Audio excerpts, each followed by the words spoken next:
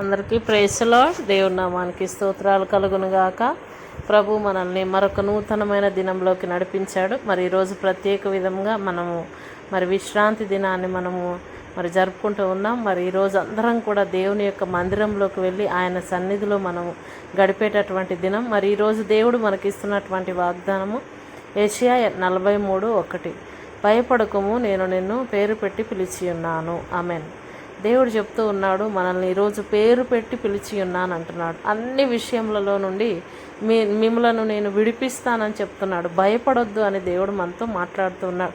నీవు నా సొత్తు అంటున్నాడు. ఆయన సొత్తు అయినప్పుడు ఆయన మనల్ని ఎంతో జాగ్రత్తగా భద్రంగా చూసుకునే దేవుడై ఉంటున్నాడు. కాబట్టి ఏ విషయంలో భయపడకుండా ఈరోజు దేవుడు మనల్ని పేరు పెట్టి పిలిచి ఉన్నానని చెప్పి ఉన్నాడు. కాబట్టి మనందరం కూడా ఆయనకి ఇష్టమైన బిడ్డలుగా జీవించాలని ప్రార్థన చేసుకుందాం.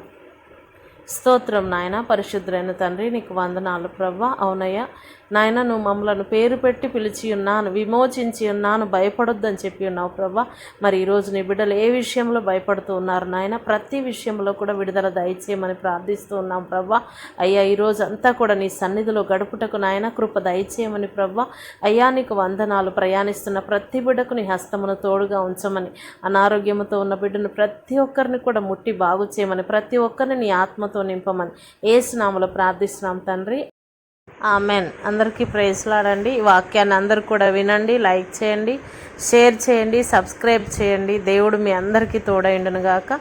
ఈరోజు బర్త్డే జరుపుకుంటున్న వారికి హ్యాపీ బర్త్డే, మ్యారేజ్ డే జరుపుకుంటున్న వారికి కూడా హ్యాపీ మ్యారేజ్ డే. దేవుడు మిమ్మల్ని అందరినీ దీవించును గాక. ఆమెన్.